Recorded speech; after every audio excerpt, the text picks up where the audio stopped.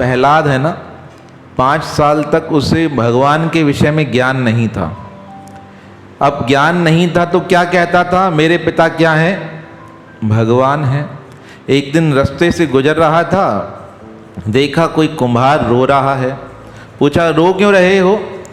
कहा मैं मटके सेक रहा हूँ, मटके सेकने के लिए आग जला दी है, पर भूलवश एक मटके में बिल्ली के बच्चे चले गए हैं, इसलिए रो रहा हूँ कि उनकी सुरक्षा हो जाए। तब प्रहलाद कहता है रोते क्यों हो, मेरे पिताजी को प्रार्थना करो, वह क्या करेंगे, बच्चों को बचा लेंगे। कुमार हंसते हुए कहने लगा तुम्हारे पिता कुछ नहीं कर सकते। कहा क्यों? कहा वो भगवान नहीं है। प्रहलाद ने पूछा भगवान कौन है? कहा भगवान दूसरे हैं, नारायण हैं, राम हैं, कृष्ण हैं, शिव हैं, वो भगवान हैं, मैं उनको प्रार्थना कर रहा हूँ। प्रहलाद कहने लगे अजीब हो, मैं कह रहा हूँ ना बचा लेंगे। कहा नहीं बचाएंगे। कहा ठीक है, मैं अपने पिता से प्रार्थना करता हूँ, तुम किससे करो? तुम अपने भगवान से प्रार्थना करो। 4 दिन व्यतीत हो गए। 5वें दिन वहाँ से प्रहलाद जी गुजरे। कुम्हार से पूछा क्या हुआ, बच्चे जीवित हैं? कहा बच्चे बिल्कुल सुरक्षित हैं और जीवित हैं। किसने बचाए? कहा मेरे नारायण ने। कहा नहीं, मेरे पिताजी ने बचाए होंगे, मैंने उसी रात को अपने पिताजी से कह दिया था कि क्या करना है, बच्चों को बचाना है। कहा नहीं, मेरे भगवान ने बचाए हैं। अब प्रहलाद गया घर और पिताजी से पूछा पिताजी मैंने आपको उस दिन एक काम कहा था करने के लिए, आपने किया?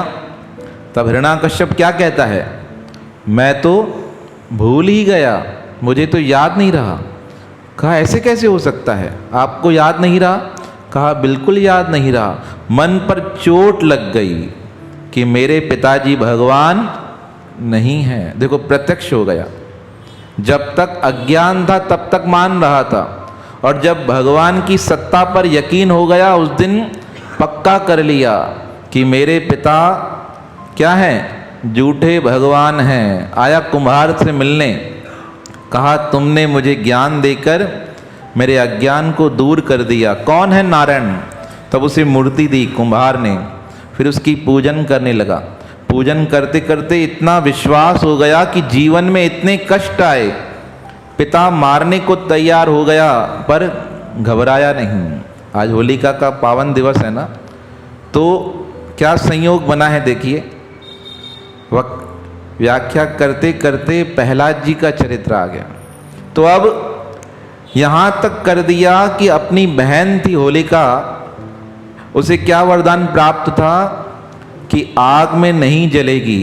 उसे ब्रह्मा जी द्वारा एक चादर मिली हुई थी।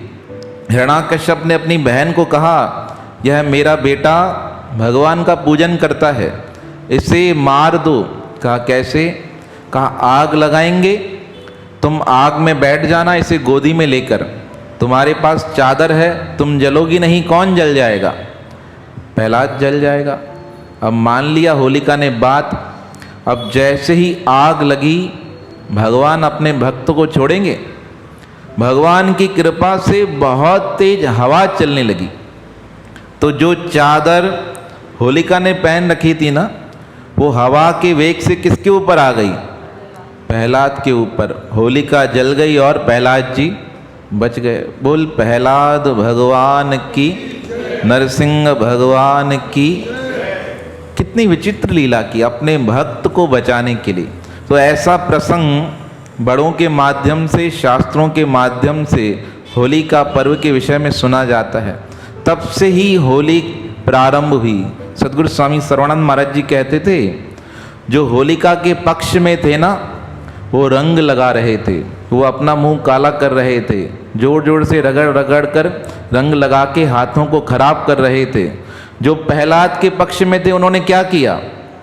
उन्होंने गुलाल से होली खेली और तिलक लगाकर होली खेली, फूलों से होली खेली। स्वामी जी मना करते थे, यह काले रंग लगाना, लाल रंग लगाना क्या है? निषेध है। स्वामी जी तो यहाँ के तक कहते थे, यह गहरे कलर के कपड़े पहनना, कई लोग पहनते हैं ना, बिल्कुल काले नहीं पहनने चाहिए, बिल्कुल लाल नहीं, बिल्कुल नीला नहीं। रंग कैसे होने, निखरे हुए कलर होने चाहिए। ज़्यादा गहरे कलर क्या हैं, किसका प्रतीक हैं, असुरों का प्रतीक हैं। असुर उस पर आकर्षित हो जाते हैं, ध्यान रखना चाहिए।